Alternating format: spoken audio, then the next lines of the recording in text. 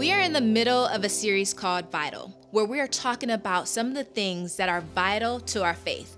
The most important things that Jesus called us to do and to be. Before we dive into our talk, I want to start by asking you a question. Have you ever come across someone who looks at things a little differently than you? I'm sure you have.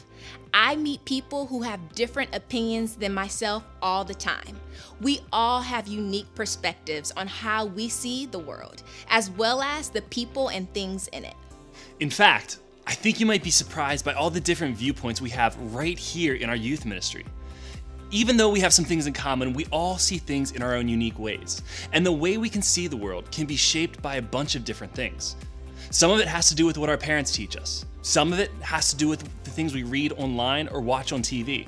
Some of it comes from what the culture is like and where we live. And some of it is based on the things that we enjoy doing in life. But no matter what shapes our thoughts, opinions, and beliefs, the reality is there are over 7 billion people on Earth. That means there are probably 7 billion different points of view out there. And with so many different ways to view the world, we're bound to find someone who doesn't agree with us along the way. There are people all around you who view the world differently than you do. And while some people's mindset may not be too far away from your own, others have views that you totally and completely don't agree with or understand. And whether we'd like to admit it or not, sometimes it's hard for us to really care about or get along with people who have a different way of looking at things than we do. A few weeks ago, we learned that Jesus said having love for God and for others is what's most vital to him. That means if we believe what Jesus said, we're supposed to love all people from every background, country, and culture, even the people we don't understand or agree with. Now, I don't know about you, but for me, that isn't always easy. Maybe it's because the things that separate our views of the world and others are things that are really important to us. They're things like religion, political beliefs, or money. They're things like where we want to live or who we want to hang out with. They're things like the behaviors we have or the things we choose to participate in. They may even be things like the color of our skin or the cultures we come from. The truth is, it can be really hard for some of us to care for and love people who are different than us. Why? Well, I think this happens for a few reasons. One, we don't care. Most of us already have a group of people whose way of thinking lines up with our own. That makes it much more difficult to find a reason to care about understanding or embracing people whose views are different. 2, we don't understand. When we don't understand something, it's a lot easier to just avoid it. So if we don't understand someone else's perspective, we just stay away and don't engage. Or 3, they don't like us. Sometimes it's not us who have decided to write someone off because of their opinions and beliefs. Sometimes we're the ones being judged because of our way of viewing things. When that happens, it's easy to just say, well, they don't like me. Why should I like them? Now, while I understand all this, it doesn't change the fact that Jesus said it's vital for us to love others. And if we're going to experience the life he created us to live, then we have to live the way he says is best. We have to find a way to be for the people we don't understand. So how can we push through our differences and find a way to love all people? Well, Jesus actually gives us an example of what to do. He doesn't just say, go love God and others and don't ask any more questions. Just figure it out on your own. Instead, Jesus lived his life in a way that set an example for us to follow. One of Jesus' best friends, a guy named John, wrote down a story from Jesus' life that we can learn a lot from. In John chapter 4, we get a glimpse of an incredible moment in Jesus' life that serves as an example for us today. One day, Jesus was on a journey from one part of ancient Israel to another. This long walk took him through a town called Samaria. Now, Samaria wasn't a good place for people like Jesus to be seen because Jesus was a Jew. And Samaria was full of people who the Jews didn't get along with. Samaritans had a completely different way of approaching and viewing the world than the Jewish people had at that time. They were two groups divided by race, social class, and even the way they practiced religion. So Jesus took a big risk just being in Samaria. While in Samaria, Jesus decided to find a well, which is a big hole in the ground that's filled with water. You drop a bucket like this down to pull the water up. Jesus was thirsty, so he went to the well for a drink of water. When he got to the well, Jesus found a woman there.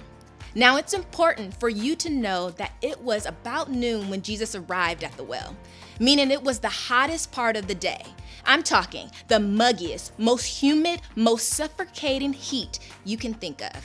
Typically, no one went to the well at that time of day because it was so hot. Instead, they would go in the morning. The only reason someone would have gone to the well in the middle of the afternoon was if they didn't want to run into anyone else. And that's exactly what this woman was doing. As we learn more of her story, we eventually see that she was a woman who was making choices that were unacceptable and even shameful to most of the people in her society. To say that she had a different mindset than Jesus would be an understatement. So when Jesus found her at the well, he could have approached this woman in a lot of different ways. He could have made fun of her. He could have yelled at her. He could have avoided her. But look what he did instead. When a Samaritan woman came to draw water, Jesus said to her, "Will you give me a drink?" His disciples had gone into the town to buy food. The Samaritan woman said to him, "You are a Jew and I am a Samaritan woman. How can you ask me for a drink?" For Jews do not associate with Samaritans. What Jesus did here was so simple and yet so amazing. Jesus started a conversation.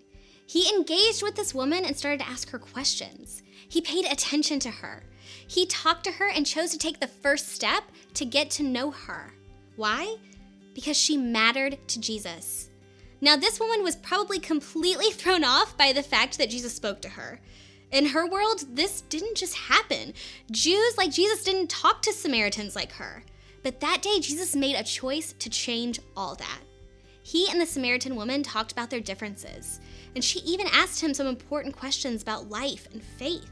Toward the end of their conversation, Jesus let her in on who he really was, the promised Savior of the world. And Jesus' conversation with the woman at the well didn't just change her life. It wound up changing the lives of a bunch of people. The Samaritan woman was so moved by the way Jesus talked to her that she actually went to the rest of the town and told people everything that had happened in her conversation with Jesus. And do you know what happened? Let's find out.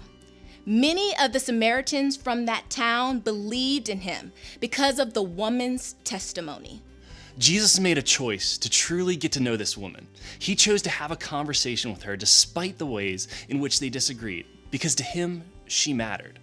And when he did, it didn't just change her, it changed the entire community.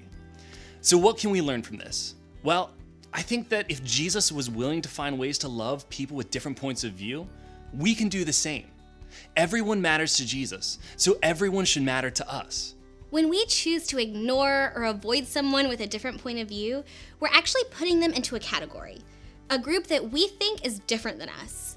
To most Jews, this Samaritan woman would have been in a category of unlovable, rejected, or weird. And if we're being honest, even today, we have a tendency to look at the people who view the world differently than us and ask if they're in the same kind of category as this woman. But Jesus chose not to do this. Instead of putting the Samaritan woman into a category, Jesus decided to show her that she mattered. And I think that's exactly where we have to start too. Everyone matters to Jesus, so everyone should matter to us. We can see the value in people rather than just the ways in which they are different from us. We can choose to show they matter to us. And when we do, it can then lead to change. When we have conversations with people and show them that they matter, it can lead to change. Loving people who are different than us doesn't mean we disregard our own thoughts, feelings, and beliefs. It just means our differences with others don't have to keep us from actually being for other people.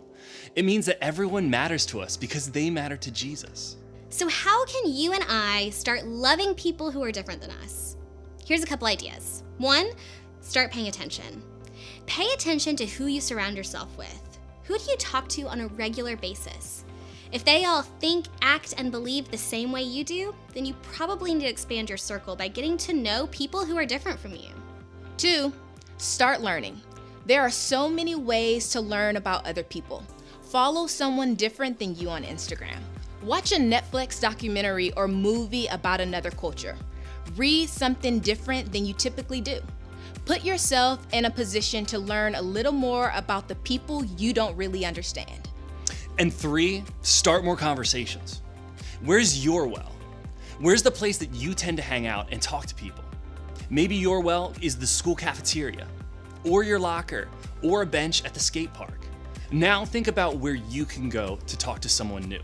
Make an effort to move beyond your categories and start talking with people who are different than you.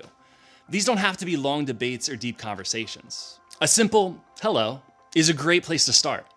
I think the more you talk with those you think are different, the more you'll find in common than you think. Remember, loving others is vital to our faith in Jesus. And if we believe in him, what's important to him should be important to us. Since everyone matters to Jesus, everyone should matter to us. As you head out, I want you to think about this. What's one thing you can do to show love to someone who's different than you?